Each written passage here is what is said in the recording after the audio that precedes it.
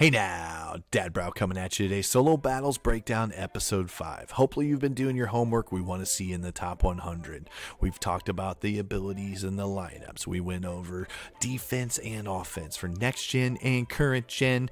Check out these rewards. We want to hook you up with the coins. So we got one question. Why aren't you in the top 100 yet? Daddy, are you here? Alright, welcome back. This is the final episode of our Solo Battles Breakdown series. If you haven't watched the other episodes, please check it out. We cover what thresholds you need to hit to get top 100, the abilities we use, our offense, our defense, whether you're current gen or next gen. So today, the final episode, we're wrapping it up. We're going to talk the game plan. We're going to talk clock management, game management, all the little intricacies that you need to get top 100 and maximize your battle scores. So let's take a look at a couple things. As these menus pop up, I don't like to skip. I've had games freeze on me if you've hold to skip, especially if they've got some of the new cool animations that some of these cards have. I remember during Most Feared, Cam Chancellor's new live card art, I held to skip, it froze a game, I got kicked out. So be very careful. And in substitutions, make sure your substitutions are on point every single game. You don't want to have the wrong person in the wrong spot and give up a big play and miss out on a huge battle score. So going into first quarter goals, here we got on the screen. We want quick offensive drives. On defense, we want sacks. We want the negative yardage. We'd like to create turnovers if we can, but if not, we can try it later on. And then ideally, we'd like to generate 3 offensive possessions. Most of the time, you're going to be kicking off, so the CPU is going to have their offensive possessions. We want to generate turnovers or get them to punt it back to us so we can get 3 offensive possessions at least.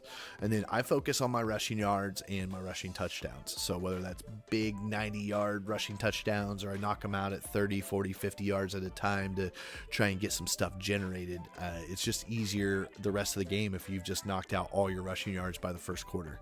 And then out of bounds every single play. So when you go out of bounds, we can take a penalty and it's going to knock us back 5 yards, but it keeps the clock from running. Or if you wait till after 20 seconds are left on the play clock, it won't start the game clock until you've chosen your play. So remember, we need as much time as possible. So you're going out of bounds and taking a penalty, or you're going out of bounds and you wait till there's 20 seconds left on the clock to call your play. That way we can serve as much game clock as possible.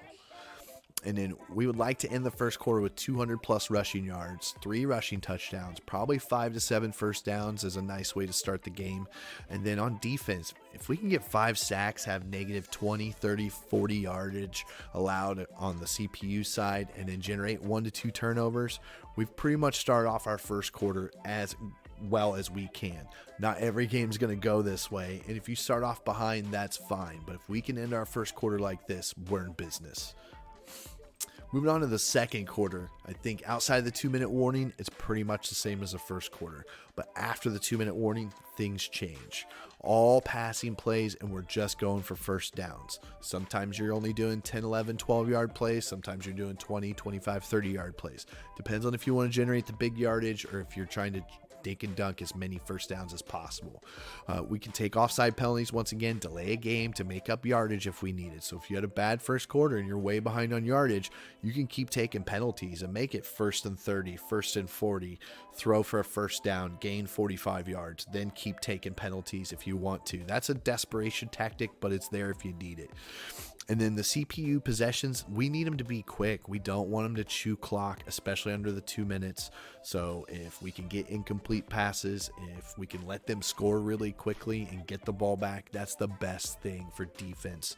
And then by halftime, we want the 250 plus rushing yards, the 3 touchdowns. We're looking for 250 plus passing, 2 touchdowns, 13 to 18 total first downs. The more you can get, the easier your second half is. If you're way behind, don't worry, we can make it up in the third quarter. And then hopefully by now the defense is negative yardage. We still haven't allowed any first downs, and we've got 2 to 3 turnovers. Not every game is going to go like this, so keep in mind when I'm breaking down the game plan here, this is if things go well. By the time we get to the third quarter, it's pretty much the same as the first quarter. It's our best chance to make up any of the missing yards or any of the thresholds that you're missing out on. So keep in mind, third quarter could be catch-up time. And once again, out of bounds, use the penalties or call the play clock after the 20 seconds. We don't want to just waste time in the third quarter. And it's the easiest defensive quarter, I feel like, for sacks, the interceptions, the user hits. First quarter, you're still trying to feel out what they're going to do, and maybe you're messing around with substitutions and things, but by the third quarter, you should be locked in. So this should be our best defensive quarter in my mind. If you're way behind on yardage, once again, you can use the penalties after first down to back yourself up, try and gain more yardage. If the game is close, keep in mind the CPU is going to onside kick in the fourth quarter on you, so you won't have a ton of yardage and a ton of first downs you can make up in the fourth. The third quarter might be the most important to hit thresholds.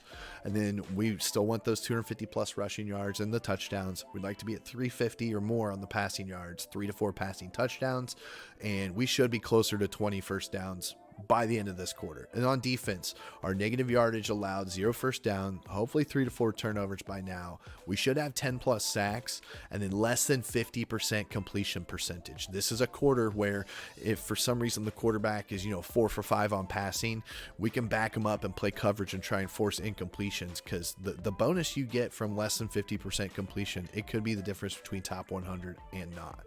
And then moving into the fourth quarter, the CPU is aggressive on offense and defense. The game changes, so you have to change with it. You play smart on offense, no turnovers. We don't want to force anything. We can take an incompletion. We can just run out of bounds for 3 or 4 yards if we have to. Passing plays and first downs. We need to get 30 first downs by the end of this game, so we have to manage the possessions. How are we going to get to 30? Whether you're walking in with 22 or you're walking in with 16, you can make 14 first downs in this quarter. You'd have to hustle. It's difficult, but you can make it happen. On defense, this is where I strictly play coverage. If you blitz in the fourth quarter, sometimes you can get there, but a lot of the times the CPU quarterback will just eat you up. So I stop blitzing in the fourth quarter. And then we have to manage our field position after turnover, after kickoff, running backwards. If they kick onside, you can pick it up and just run back to the 10-yard line. That way we can still chew up yardage, eat up a bunch of first downs. The CPU also in the fourth quarter, it seems like they break a lot of tackles. I don't like to use the hit stick.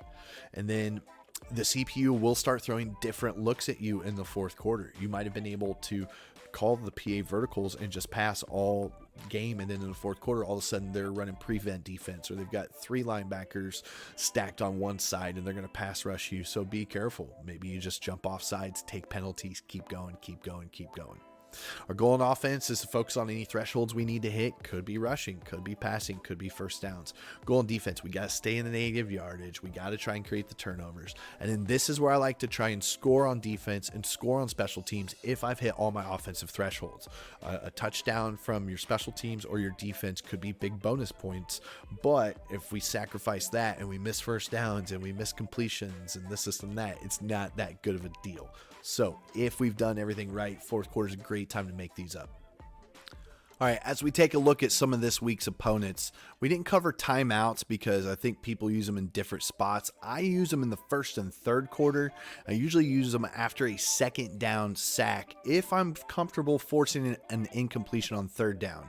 If I don't feel comfortable with that, I'll probably take it after third down, try and limit the game clock, try and manage field position. As you can see, the overalls do vary against each opponent. And as we look at the opponent's lineup, it's very important you know what you're going up against. Cam Newton is a solo battle god. He is going to destroy mid-blitz if you run it in the middle of the field.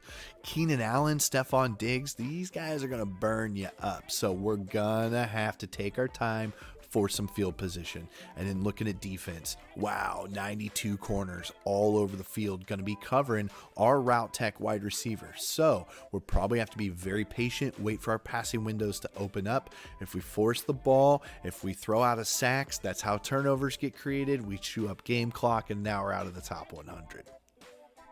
Okay, Solo Battle veterans will let you know if you have something go wrong with your connection to the EA server, you will be disconnected. You will get a DNF and 0 points. So nothing running in the background, no downloads happening. Make sure you have a stable internet connection. There's some tips and tricks on EA's website to help next gen and current gen. There's some things that you may have running in the background on your console you don't even know that might disrupt a connection. So check that out. Hopefully this doesn't happen to you. When it does, look at the rewards we miss out on. It's heartbreaking. All right, so as you can see, there's a lot that goes into managing the clock and field position in solo battles. If you follow some of the recipes we've put forth in these 5 episodes, I'm confident you're going to be in the top 100 in no time. This was us on Next Gen Xbox last week, 23rd, using all the strategies we've shown you over the last 5 episodes. We plan on uploading some live gameplay so you can see every single in and out. Probably not all in one video, probably break it into either quarters or halves. If you have any suggestions or additional questions around solo battles, drop a comment below or find us on Twitter at DadBrowGaming. If you like what you see, you know what to do. Until next time, goodbye. All right, if you've been in Weekend League, head-to-head, or heck, even house rules, and you've had a desync occur where the game is just wiped out, most of the time that's somebody using an exploit. So, if you go to EA, you can actually report them. Make sure you clip it. Look at the desync reporting tool here on Answers HQ. We look up the reporting tool. You fill out all this information. You upload the clip, and let's get these parasites out of the game. Okay?